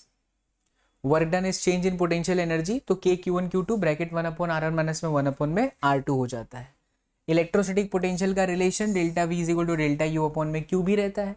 ये है बच्चा electric field on the axis of the dipole का formula, और ये है आप लोगों के लिए इसके आगे मैंने लिखा हुआ नंबर 5 में ऑन द इक्वेटर। इक्वेटर पे जरूर ध्यान रखिएगा कि जब वेक्टर लगाते हैं तो यहाँ पर माइनस आता है, उसके पीछे का बड़ा सिंपल सा कारण है और एक बहुत ही प्यारा सा लॉजिक है। जैसे कि अगर मैं डाइपोल देखूं तो ये है बच्चा माइनस क्यू और ये है बच्चा प्लस क्यू। मेरी जान, मेरी लाल बाल गोपाल बच्चा पार्टी, इस पॉइंट पर अगर मुझे इस पॉजिटिव की वजह से इलेक्ट्रिक फील्ड निकालनी है तो ये इस दिशा में जाएगा, इसके लिए निकालनी है तो ये इस डायरेक्शन में जाएगा। Correct, correct sir. अच्छा, ये देखो, ये एंगल अगर थीटा है तो ये वाला एंगल भी थीटा होगा, तो this is E cos theta, ठीक है। और ऐसे अगर इधर भी आप देखोगे ये वाला एंगल थीटा है तो ये भी आपका थीटा, तो इसके कंपोनेंट्स टूट गए ना, वापस यहाँ पर आया E cos थीटा और ये हो जाएगा आपका E sin थीटा। तो आप देख सकते हैं कि जो नेट इलेक्ट्रिक फील्ड है वो इस डायरेक्शन में, जबकि डाइपोल मोमेंट का डायरेक्शन तो माइनस से प्लस ऐसे होता है, तो डाइपोल मोमेंट का डायरेक्शन इधर है और नेट इलेक्ट्रिक फील्ड का डायरेक्शन इस तरफ है, दोनों अपोजिट है। अगर दोनों अपोजिट है तो क्या हो जाएगा, नेगेटिव, इसीलिए यहाँ पर फॉर्मूले में माइनस आता है। सो प्लीज आप इसे जरूर ध्यान रखिएगा। टॉर्क की बात करें तो P cross E PE sine theta, और अगर फ्लक्स की बात करें तो E dot S ES cos theta, जहां पर थीटा दोनों के बीच का एंगल है बच्चा। गाउस लॉ क्लोज लूप के लिए लगता है Q अपॉन में epsilon naught. This is electric field due to long infinite charge wire, this is for long infinite charge sheet sigma by 2 epsilon naught. और ये है बच्चा field due to uniformly charge thin spherical shell Q upon में 4 pi epsilon naught and then R का square, ठीक है। ये बात करें बच्चा अगर हम पोटेंशियल की, तो अगर हमारे पास में एक शेल है तो शेल के जितना सरफेस पर होता है उतना ही अंदर होता है। ये R equals to capital R लिखा है, R is less than R लिखा है। अगर बाहर हम जाते हैं तो Q बाय स्मॉल r हो जाता है। This is relation between electric field and potential. तो E is equal to minus में dV बाई DL होता है, या फिर E is equal to minus dV by DX भी आप कह सकते हो, माइनस dV बाई DR भी कह सकते हो आप। दिस इज इलेक्ट्रिक पोटेंशियल का formula Kp cos theta by R square. This is potential energy of the dipole in external electric field which is minus में P dot E। और देखिए combination of capacitor, this is for series and this is for parallel। Effect of dielectric, यानी capacitor के दो प्लेटों के बीच में जब डाइलेक्ट्रिक स्लैब होता है और वो स्लैब पूरी तरह से भरा है तो कैपेसिटेंस तो A epsilon not upon D into K times increase हो जाता है। लेकिन अगर स्लैब की जो थिकनेस है, स्लैब की थिकनेस यानी कि कैपेसिटर के दो प्लेटों के बीच का जो डिस्टेंस है वो आपका इतना है कि वो ज़्यादा है कंपैरिजन टू थिकनेस, तब हम ये फॉर्मूला यूज करते हैं A epsilon not upon D minus T plus में T अपॉन में K। This will be the formula of capacitance, ठीक है।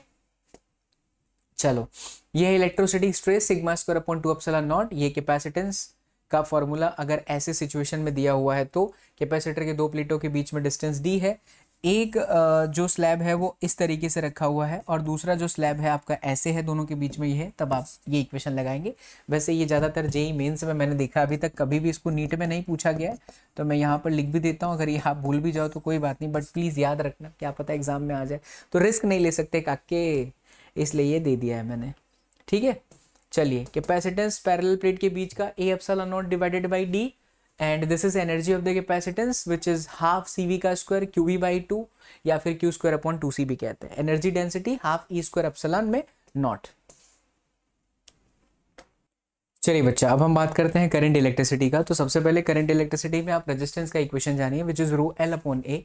करंट डेंसिटी जे बराबर में डी आई अपॉन में डी एस, या फिर आई अपॉन में ए भी कह सकते हैं। करंट डेंसिटी आपका वेक्टर क्वांटिटी है and its direction is always in the direction of current.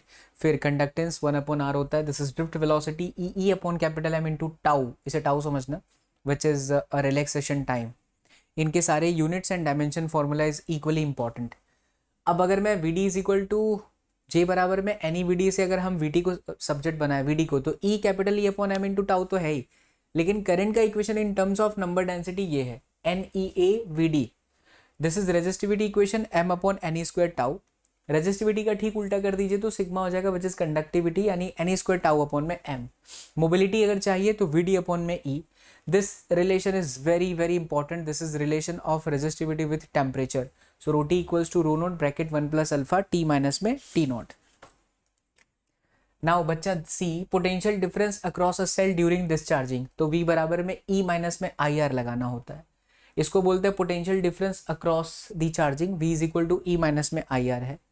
And for N cells in series, अगर मान लीजिए एन सेल लगा हुआ है सीरीज में, तो आई बराबर N E upon R plus N R है। यहाँ बाई मिस्टेक लिखा हुआ है बच्चा, एन आर कर दीजिएगा।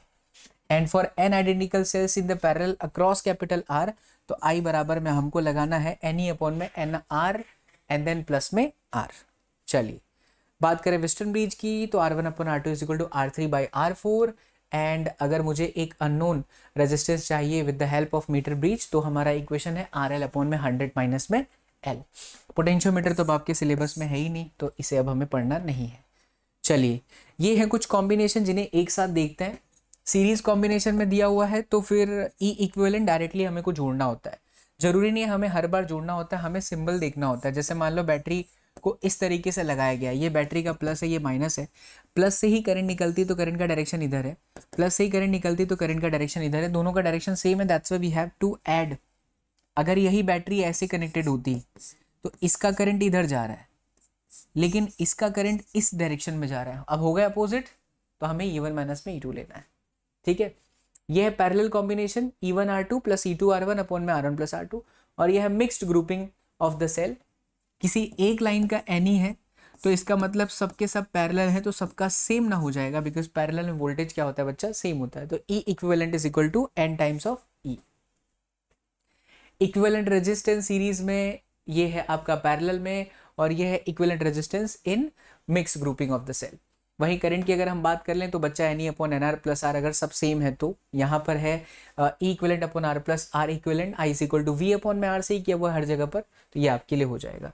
अच्छा, if polarity of M batteries is reverse then the current, अगर मान लीजिए कि कुछ बैटरीज का डायरेक्शन चेंज कर दिया, मतलब प्लस की जगह पर माइनस ले आए, अल्टरनेट कर दिया, बैटरी के टर्मिनल्स चेंज कर दिए, तो ये देखिए करंट के इक्वेशंस कुछ इस तरीके से हो जाएंगे। रेजिस्टेंस आपका यहाँ पर current is maximum when R is equal to N R upon में एम होगा। ठीक है, तो ये सारी इंपॉर्टेंट सिचुएशन हमने आपके सामने रख दी है। अब बात करते हैं बच्चा मूविंग चार्ज एंड मैग्नेटिज्म की।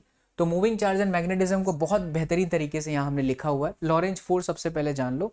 तो लॉरेंज फोर्स क्या होता है कि एक चार्ज पार्टिकल पर अगर इलेक्ट्रिक फील्ड का भी फोर्स है और मैग्नेटिक फील्ड का भी फोर्स है, तो ये फॉर्मूला लगता है। फिर this is condition for charge particle to go undeflected in cross electric field and magnetic field, मतलब अगर इलेक्ट्रिक फील्ड और मैग्नेटिक फील्ड दोनों मौजूद है और तब जो आपका चार्ज है वो स्ट्रेट चला जाता है, इसको वेलोसिटी वेक्टर भी कहा जाता है, विच इज ई अपॉन में बी। चार्ज पार्टिकल अगर परपेंडिकुलरली मैग्नेटिक फील्ड में जाता है तो उसका पाथ बच्चा सर्कुलर होता है। रेडियस का formula Q B upon two M B upon Q B होता है। टाइम पीरियड आपका होता है 2 पाई एम अपॉन में क्यू बी। कब? जब परपेंडिकुलर एंट्री मारे तो चार्ज पार्टिकल। वहीं अगर चार्ज पार्टिकल किसी एंगल पर जाता है तो पाथ उसका हेलिक्स हो जाता है। रेडियस आपका M V sine theta upon Q B होता है। टाइम पीरियड आपका 2m pi upon Q B हो जाता है, और जो पिच है वो टी वी कॉस थीटा हो जाता है। साइक्लोट्रॉन की फ्रीक्वेंसी क्यू बी अपॉन में 2πm and maximum kinetic energy of a charge particle in a cyclotron is basically Q square B square R square upon में 2m हो जाएगा बच्चों, ठीक है। Force on a straight current carrying यानी F is equal to I L cross B, इसको तो मैं सांप कहाँ रहता है बिल में वैसे ही बताता हूँ, है ना। और दूसरा होता है बच्चा F is equal to I L cross B. Magnetic moment of circular current carrying coil M is equal to I into A. This is torque when the rectangular coil is kept in a magnetic field, that is M cross B. And this is Biot-Savart law, mu naught IDL cross R cap upon में 4 pi R का square, cross हटाइएगा तो cube ना हो जाएगा। ये लगता है बच्चा किसी भी रिंग के सेंटर्स पे अगर हमें सेंटर से x जितने डिस्टेंस पर मैग्नेटिक फील्ड फाइंड करना है तो mu naught N I R square upon 2 R square plus X square की पावर 3/2। ये सेंटर पर है बच्चा म्यू नॉट आई अपॉन में 2r, ये है मैग्नेट के एक्सिस पर mu not 2m upon 4 pi x का क्यूब, और ये है म्यू नॉट आई थीटा, ये किसके लिए है, magnetic field on the centre of the current carrying circular arc, mu naught I theta upon 4 pi r। यहाँ जो t लिखा हुआ है उसको आप r समझिएगा, ठीक। चलो, ampere circuit law, close loop B dot D L is equal to mu naught I. ये है इनफाइनाइट लेंथ ऑफ वायर के लिए magnetic field mu naught I upon 2 pi r। ये है magnetic field inside a long straight current, यानी कि ये आप ऐसा समझिए कि जैसे ये एक सिलिंड्रिकल वायर है, इस वायर के अंदर अगर मुझे r जितने डिस्टेंस पर मैग्नेटिक फील्ड चाहिए तो ये फॉर्मूला लगता है। This is magnetic field outside a long, ये बाहर की तरफ अगर हम जाएंगे तो mu naught I upon 2 pi r, ऊपर वाले दो को नीचे से 4 से काटिएगा तो 2 पाई r हो जाएगा। Magnetic field inside a long solenoid mu naught small N I है, जहां पर स्मॉल एन आप जानते हो, number of turns small N is equal to capital N upon में L, number of turns per unit length. Magnetic field inside a toroid mu naught N I upon में 2 pi r। Then दो current carrying wire है, उनके बीच में force का formula लगता है mu naught I one I two L upon में 2 pi r। This is current sensitivity and this one is voltage sensitivity, ठीक है। चलिए बच्चा, अब बात करते हैं हम शंट की। तो शंट का फॉर्मूला है I G into G upon I minus I G, उसको तोड़िएगा तो यही आ जाएगा, and then V upon I G minus में जी। जब हम किसी गैलोनोमीटर को वोल्टमीटर में कन्वर्ट करते हैं तो वी नीड अ रेजिस्टेंस। चलो, अब यहाँ पर आप सभी बच्चों मुझे यहाँ पर कॉमेंट करके बताओगे कि एक आइडियल एमीटर का क्या मतलब है और एक आइडियल वोल्टमीटर का क्या मतलब है। आइडियल एमीटर का रेजिस्टेंस कितना होना चाहिए और आइडियल वोल्टमीटर का रेजिस्टेंस कितना होना चाहिए, आप सभी बच्चे कमेंट करके बताएंगे, ठीक है। चलिए आगे बढ़ते हैं। मैग्नेटिज्म एंड मैटर की बात करें तो इलेक्ट्रोस्टैटिक में जहां जहां 1 अपॉन एप्सिलॉन नॉट रहता है बच्चों, यहाँ पर म्यू नॉट आ जाता है। जहां जहां पर आपका चार्ज रहता है यहाँ पर आपका मैग्नेटिक पोल स्ट्रेंथ आता है, ठीक है। जैसे कि dipole moment Q into L है तो यहाँ पर हो जाएगा पोल स्ट्रेंथ इंटू एल, ये मैग्नेटिक डाइपोल मोमेंट का formula. F is equal to इतना है कि Q1 Q2 अपॉन में आर स्क्वायर, उसी की जगह पर K की जगह mu naught upon 4 pi pole strength divided by R का स्क्वायर, T माने R समझिएगा। Q इंटू E है तो pole strength into magnetic field हो जाएगा। ये है एक्सिस पर, डाइपोल के एक्सिस पर, और ये है मैग्नेट के एक्सिस पर। यह है डाइपोल के इक्वेटर पर और यह है मैग्नेट के इक्वेटर पर। तो जहां जहां बच्चा आपका K था ना वो म्यू नॉट अपॉन 4 पाई है, जो काम आपका डाइपोल मोमेंट करता था वही काम यहाँ पर कौन करेगा, मैग्नेटिक डाइपोल मोमेंट करेगा। टॉर्क P क्रॉस E, यहाँ पर M क्रॉस B हो जाएगा। P डॉट E यहाँ पर M डॉट B हो जाएगा। P E cos theta 1 minus cos theta 2 and then M B cos theta 1 minus cos theta 2। जंग बच्चा वही जीतेगा जिसको फॉर्मूला याद होगा, जंग मेरी जान वही जीतेगा जिसको पूरा फॉर्मूला याद होगा। इसीलिए फॉर्मूले का मल्टीपल टाइम रिवाइज कीजिए। इसको ना देख रहे हैं आप तो सिर्फ देखने से काम नहीं चलेगा, आप हमारे साथ साथ अगर लिख भी रहे हैं तो बच्चा ये आपकी बड़ी ज़्यादा हेल्प कर देगा, ठीक है। बाकी सारे इक्वेशंस तो सब सेम ही है, minus P dot E M dot B हो गया, P cross E M cross B, okay चलो सर। अच्छा, B on the equatorial line और broad side on the position of a bar magnet. तो बार मैग्नेट की position पर अगर हमको निकालना है तो ये फॉर्मूला है। Time period of angular SHM 2 pi under root I upon में MB, ये आपका इनर्शिया है और ये M आपका मैग्नेटिक डाइपोल मोमेंट है। गाउस लॉ में magnetism integration B dot DS is equal to 0। चलिए, अब ये आपके सिलेबस में बच्चा नहीं है अर्थ मैग्नेटिज्म, तो हम इसे डिस्कार्ड करते हैं और आगे बढ़ जाते हैं। इलेक्ट्रोमैग्नेटिक इंडक्शन की बात करते हैं। EMI, तो EMI के अंदर average induced EMF minus delta phi by delta T या फिर minus phi two minus phi one upon T2 minus T1, तब जब हमारा नंबर ऑफ टर्न्स एक हो। तो अगर नंबर ऑफ टर्न्स गिवन है बाबू तो हमें n से इसको मल्टीप्लाई कर देना चाहिए। यह है आपका instantaneous induced EMF which is minus d5 by dt। Motional EMF BVL, motional EMF आपका क्या है BVL, या फिर V cross B into DL भी होता है। V cross B dot D L, ये भी हो जाता है बच्चा, V cross B dot D L. चलो, ये इलेक्ट्रिक फील्ड का रिलेशन है, E dot D L is equal to minus में D phi by D T, and this is flux phi is equal to L I induced EMF minus L D I by D T, and L self inductance of a solenoid is mu naught N square A upon में L. अगर आप इस तरीके से नहीं याद रख सकते हैं तो ऐसे याद रखिए, इस तरीके से नहीं याद रख सकते हैं तो म्यू नॉट का स्क्वायर। नानू ने नानू प्रिंसिपल सुन ले, सर क्या बोल रहे हो आप, नानू से अपने सभी बच्चे लव करते हैं, राइट। तो n इंटू एन एन का स्क्वायर हो जाएगा, और u की जगह आप म्यू नॉट समझिए, तो mu naught N square A upon में l, this is self inductance of the solenoid, ठीक है। चलिए, तो flux phi is equal to minus M D I by D T, this is mutual induction के लिए formula, and mutual inductance का formula है mu naught into mu one, या आप इसे म्यू आर भी कह सकते हैं, N one N two into A I, ठीक। चलिए बच्चा, मैक्सवेल का इक्वेशन इलेक्ट्रोमैग्नेटिक वेव के अंदर, तो E dot D S is equal to Q into epsilon naught था, B dot D S is equal to इतना है। इसका पूरा सार मैं आपको समझा देता हूँ। सार बस इतना है कि जो आपका कंडक्शन करंट होता है ना, वही आपका डिस्प्लेसमेंट करंट होता है, और displacement current is basically epsilon not upon में डी फाई ई अपॉन में डी टी। यानी कि जो इलेक्ट्रिक फील्ड के इलेक्ट्रिक फ्लक्स में जब चेंज आता है बच्चा, वही आप लोगों का डिस्प्लेसमेंट करंट, और वो डिस्प्लेसमेंट करंट कंडक्शन करंट के बराबर होता है। यही चीज मैक्सवेल ने जो है प्रूव करा था। This is formula of electric field, E not sign omega T minus के एक्स। बेटा बहुत सिंपल है, ई नॉट आपका मैक्सिमम इलेक्ट्रिक फील्ड है, बी नॉट आपका मैक्सिमम मैग्नेटिक फील्ड है ना। साथ में आप ये याद रखेंगे कि ओमेगा आपका एंगुलर फ्रीक्वेंसी है, कि आपका वेव वेक्टर है। वैक्यूम के अंदर अगर मुझे स्पीड चाहिए तो 1 upon mu naught epsilon not, लेकिन अगर मीडियम के अंदर चाहिए तो बस इस म्यू की जगह पर हम ये लिख सकते हैं, और एप्सिलॉन नॉट की जगह पर हम ये लिख सकते हैं, या फिर आप इसको दूसरे तरीके से भी जान सकते हैं, दैट इज अंडर रूट में म्यू इंटू एप्सिलॉन। तो म्यू की जगह पर mu naught into mu R, और एप्सिलॉन की जगह पर epsilon R into epsilon naught, ठीक। चलिए बच्चा, this is relation between E B and then C, E by B is equal to C, और E R M S upon B R M S is equal to C. Radiation pressure I naught upon में C, radiation pressure 2 I naught upon C when the wave is totally reflected, ठीक है। और दूसरा आई by सी हो जाता है अगर वो परफेक्टली एब्जॉर्बर होता है तो। This is relation between R M S and peak voltage, I M is equal to V M by R, I R M S is equal to I M upon root two, and V R M S is equal to V M upon में root two. ये है बच्चा inductive circuit के लिए XL बराबर omega L, जानते ही हम लोग, omega is equal to 2 pi F L, है ना। रिवाइज कर रहे हैं फटाफट।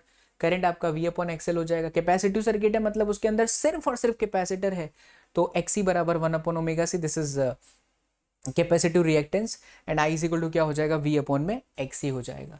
एलसीआर सर्किट के लिए इंपीडेंस Z बराबर under root of R square plus X L minus X C का होल स्क्वायर, 10 फाई यानी phase difference X C minus X L upon R. ये तब लगाइए जब आपका एक्सी ग्रेटर देन क्या हो जाए, एक्सएल हो जाए, अदरवाइज हमें इसे यूज करने की आवश्यकता नहीं है। And then I R M S is equal to we R M S upon Z लगा सकते हैं। रेजोनेंस क्या है, तो रेजोनेंस क्या है तो नहीं बताना चाहिए क्योंकि फॉर्मूले का रिवीजन चल रहा है। तो रेजोनेंस के टाइम पे आपका X L is equal to X C हो जाता है, जिससे जेड आपका बच्चा किसके बराबर हो जाता है, आर के बराबर हो जाता है, ठीक है। ट्रांसफार्मर की कहानी, आई पी अपॉन में I S, V S upon V P is equal to N S upon में N P, and omega naught which is resonant frequency, that is 1 upon under root में एल सी, ठीक है। Ray optics की बात करें तो F is equal to R upon two, ये है आपका mirror equation. Linear magnification M is equal to minus V upon U. इसके साथ साथ एक और याद रखिए यार, एच आई अपॉन में एच ओ, ये भी तो होता है, ठीक है। In case of lens minus N one upon U plus N two upon V is equal to N two minus N one upon में आर, ठीक। चलिए, ये है आपका लेंस का फॉर्मूला, मिरर के फॉर्मूले से थोड़ा सा अलग। फिर अगर आपको लॉन्गिट्यूडनल मैग्निफिकेशन चाहिए तो वो लेटरल मैग्निफिकेशन का स्क्वायर होता है। इसको मैं थोड़ा ठीक करता हूँ, बाई मिस्टेक मुझे लग रहा है कि इसमें कुछ एडिटिंग है। अगर कोई ऑब्जेक्ट किसी कॉन्केव मिरर के सामने चल रहा है किसी वेलोसिटी से, और वो भी अलोंग द एक्सिस, तो उसकी इमेज की वेलोसिटी का formula minus of M square into velocity object है बच्चा। लेंस अगर कांटेक्ट में है तो आप ये लगाइए, लेंस के बीच में अगर डिस्टेंस दिया हुआ है तो फिर आपको ये इक्वेशन यूज करना है ना। रिवाइज हो रहा है फटाफट, आनंद की अनुभूति आ रही है बच्चा, एकदम अच्छे से सच्चे हृदय से अगर आप मुझे सुन रहे हो ना तो फटाफट ये सारे के सारे आप लिखते भी चले जाना। If you are true assessment then please सारे के सारे फॉर्मूले बच्चों लिखते भी चले जाना, ठीक है। पावर का formula 1 upon F in metre, and then in centimetre. वादा करो लिख रहे हो ना साथ साथ में, जितना ज़्यादा आप लिखिएगा ना उतना ज़्यादा आपके लिए इंपॉर्टेंट है ये। Refractive index of material sin a plus delta m upon 2 and then sin a upon 2. For small angle prism mu minus में 1 into a. For simple microscope 1 plus d upon में f. m is equal to d upon f for image to form at infinity. Simple के लिए अगर compound microscope है तो दो condition है कि आपका मैग्निफिकेशन ऑफ ऑब्जेक्टिव एमओ इतना होता है, आई पीस आपका 1 plus V E upon F है, और दोनों को मल्टीप्लाई कर देंगे तो इसका ओवरऑल मैग्निफिकेशन निकल करके आ जाएगा बच्चा। ये देखिए एमओ इंटू एम ई किया हुआ है, ठीक है। ये है आपका m is equal to L D upon F O into F E for image to form at infinity. Magnifying power of telescope F O upon में एफ ई, और लेंथ ऑफ टेलीस्कोप एल बराबर में F E plus में F O आ जाएगा बच्चा, ठीक। अब वहीं अगर हम बात करें आपके वेव ऑप्टिक्स की, तो सबसे पहले रिफ्रैक्शन, जो नॉर्मल रिफ्रैक्शन का फॉर्मूला होता है Snell's law n1 sin theta 1 equals to n2 sin theta 2, ये वही है sin i upon sin t is equal to mu 2 upon mu 1 v1 upon v2 and then lambda 1 upon lambda 2, because v का relation directly f into lambda होता है। Maximum intensity upon minimum intensity पूछेगा ना, तो under root i1 plus under root i2 का whole square कीजिए, और i minimum में under root i1 minus i2 का होल स्क्वायर कीजिए। फ्रिंज विथ पूछ रहा है बाबू, तो lambda capital D upon small D करिए। कंडीशन ऑफ मैक्सिमा, दो ही फॉर्मूला है, उसको दिमाग में रख लो तो कोई दिक्कत कभी आने वाली है नहीं। एक है आपका पाथ डिफरेंस, और ये पाथ डिफरेंस दो तरह का ही हो सकता है, X D upon capital D is equal to N lambda, ये हो सकता है, या तो X D upon capital D is equal to 2n minus में 1 इंटू लैम्डा बाई 2 हो सकता है। आप सोच के देखो, ये लगेगा तो आपका मैक्सिमम इंटेंसिटी मिलता है, इसको बोलते हैं हम लोग कंस्ट्रक्टिव इंटरफेरेंस, इसको बोलते हैं destructive interference. Maximum intensity minimum intensity, ये दो इक्वेशन है बच्चा। इसी का थोड़ा उल्टा कर देते हैं ना, ये अगर यहाँ पर a इंटू थीटा लिख दीजिएगा तो डिफ्रैक्शन का फॉर्मूला बन जाएगा। इसमें क्या रखा है जी, बराबर विद का रेशियो, इंटेंसिटी का ratio and then distance a square by V square. Total intensity अगर निकालनी है, दो वेव्स कहीं पर सुपरपोज हो रहे, तो i बराबर i1 plus i2 plus 2 under root i1 i2 cos phi. This is path difference. तब लगेगा बच्चा जब मान लीजिए आपके रास्ते में कोई एक स्लिट रखी हुई है जिसका रिफ्रैक्टिव इंडेक्स अगर हमें म्यू दिया हुआ है तो, ठीक। बाकी तो हमने बता दिया कंडीशन। फ्रिंज विड्थ का formula lambda capital D upon small D, that is directly proportional to lambda, और अगर एंगुलर फ्रिंज विड्थ बोलता है तो लैम्डा अपॉन में स्मॉल डी आप कीजिए। चलिए, condition of minima 2n plus 1 pi, ये वही चीज वापस आ गई, तो एक के साथ मैंने बता दिया। Intensity of any point i equal to 4i0 cos square 5/2, this is relation, yes very very unique relation, ये अब नहीं है बच्चा आपके सिलेबस में। This is very interesting formula, delta phi equal to k into delta X. This is relation between phase difference and the path difference. तो ये आपका जो है ना 2 पाई बाई लैम्डा, जैसे मान लो कि मैं लैम्डा कुछ दे दूं, लैम्डा बाई 2 लैम्डा बाई 4, और ये मेरा पाथ डिफरेंस है, इसको बोलते हैं फेज डिफरेंस। तो अगर ये गिवन है तो हम ये निकाल सकते हैं, ये गिवन है ये निकाल सकते हैं, या ये गिवन है तो हम ये निकाल सकते हैं। एक ही चीज को दो बार बोलना पड़ा। चलो, तो मालस का law i is equal to i0 cos square theta, and Brewster's law आपका हो जाएगा mu is equal to tan theta p, जहां पे थीटा p है, इसको ब्रूस्टर एंगल या पोलराइजेशन एंगल भी बोला जाता है। Dual nature of radiation matter की बात करें बच्चा, तो दिस इज अल्बर्ट आइंस्टाइन का equation which is half mv square maximum is equal to hf minus phi not. Phi naught आपका वर्क फंक्शन है 12400 divided by lambda in terms of angstrom, direct आप इससे निकाल सकते हैं। This is energy of photon hc by lambda, और hf ये है आपका momentum p is equal to e by c, यानी कि h अपॉन में लैम्डा, ठीक है। Lambda is equal to h upon mv, this de Broglie wavelength. इसी को तोड़ सकते हैं अलग अलग चीजों में, क्योंकि काइनेटिक एनर्जी के साथ इसका रिलेशन है। आज की क्लास में आपने देखा कि अंडर रूट में 2m के हो सकता है, यही चीज ऐसी भी हो सकती है 3m kT। कैसे? Kinetic energy in terms of temperature 3/2 kT, तो 2 से 2 कट गया तो 3m kT हो गया, आया ना, ठीक है। और ये है de Broglie wavelength in terms of energy of the particle, यानी काइनेटिक एनर्जी के फॉर्म में अंडर रूट में 2m के कह दो या फिर अंडर रूट में 2m ही कह दो, बात एक ही बन जाती है बच्चा। चलिए आइए और बढ़ते हैं आगे। हाँ जी, अगर हम एटम के रेडियस की बात करें तो ये इक्वेशन है, वेलोसिटी का इक्वेशन ये है, v proportional to n upon में r करिएगा, बिकॉज इसके प्रोपोर्शनल वाली बहुत सारे सवाल आते हैं। जैसे rn रेडियस जो है लिखा तो ये है, but r proportional to n square upon z होता है। इसके क्वेश्चन जरूर बनाना आप। वो 140 वाले जो वीडियोस है जो मैंने इसमें बार बार जिक्र किया है इस क्लास के अंदर बच्चा, वो आप जरूर देख लेना। ऑर्बिटल स्पीड का फॉर्मूला एनर्जी, इसके बाद total energy minus kinetic energy equal to potential energy equal to TE। अब इसका एक शॉर्टकट तरीका बताता हूँ, कभी गलती नहीं होगा। ऐसे लिख लीजिए PKT, P4 potential energy 2x मान लो, काइनेटिक एनर्जी -x मान लो, और टोटल एनर्जी आपका x हो गया। कैसे? 2x - x is equal to x, 2x - x is equal to x। अगर मुझे काइनेटिक एनर्जी दिया है, मैं ये निकाल सकता हूँ, ये निकाल सकता हूँ, ठीक है। Rydberg constant 1/λ equals to r 1/n1 का स्क्वायर माइनस में 1/n2 का स्क्वायर। यहाँ से लाइमन बामर पार्शियल ब्रैकेट फंड याद रखना। लाइमन में 1/λ इज इक्वल टू ब्रैकेट में r ब्रैकेट में 1/1 स्क्वायर माइनस 1/2 स्क्वायर, 3 स्क्वायर भी हो सकता है। n स्क्वायर 1/1 स्क्वायर माइनस में 1/n का स्क्वायर। n आपका 2 3 4 होगा। जब n बराबर 2 रखोगे तो आप बोलोगे कि फर्स्ट लाइन का वेवलेंथ, 3 रखोगे तो सेकंड लाइन का वेवलेंथ, 4 रखोगे तो थर्ड लाइन का वेवलेंथ। ऐसे आपको सीक्वेंस में जाना है। तो लाइमन बामर पार्शियल ब्रैकेट फंड। चलिए आगे बढ़ते हैं। तो न्यूक्लियाई की अगर हम बात करें तो r बराबर r0 a की पावर 1/3, जहां पर r0 आपका है ना कांस्टेंट वैल्यू है, 1.1 फेम्टोमीटर से 1.5 फेम्टोमीटर होता है।